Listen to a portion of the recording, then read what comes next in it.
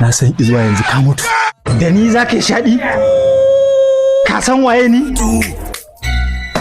Ka shirya kenan.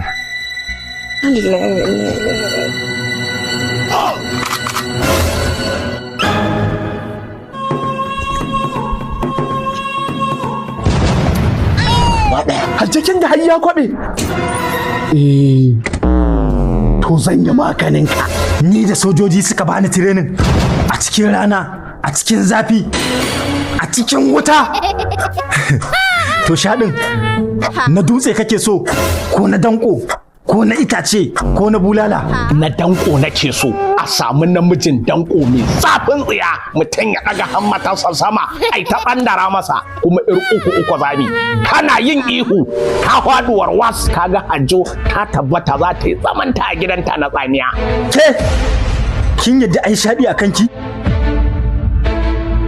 To a nemo alƙalin wasa. Zan kwaɓe!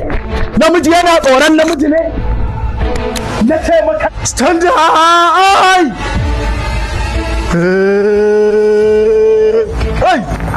Shaɗi fatar jikin mutum ake duka. A bara mu tashi mu kalli shaɗi. Ina alƙalin wasa. Umaruru. Na mu kawo bila dama. An ce da kai kana kama da biri, ka ce ƙarya ne. Ƙarya ne. Ka je san dokar shaɗi.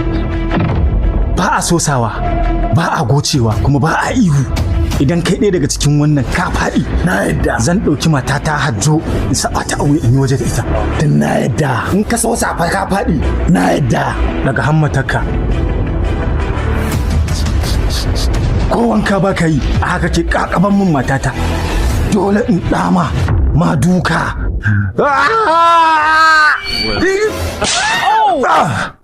Na san izuwa yanzu ka mutu.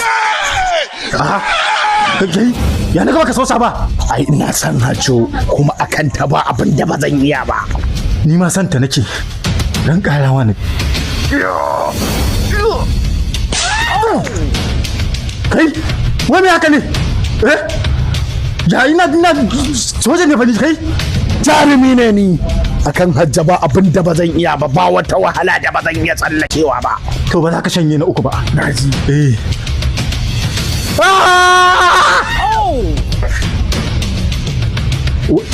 Yanzu saura kai kenan?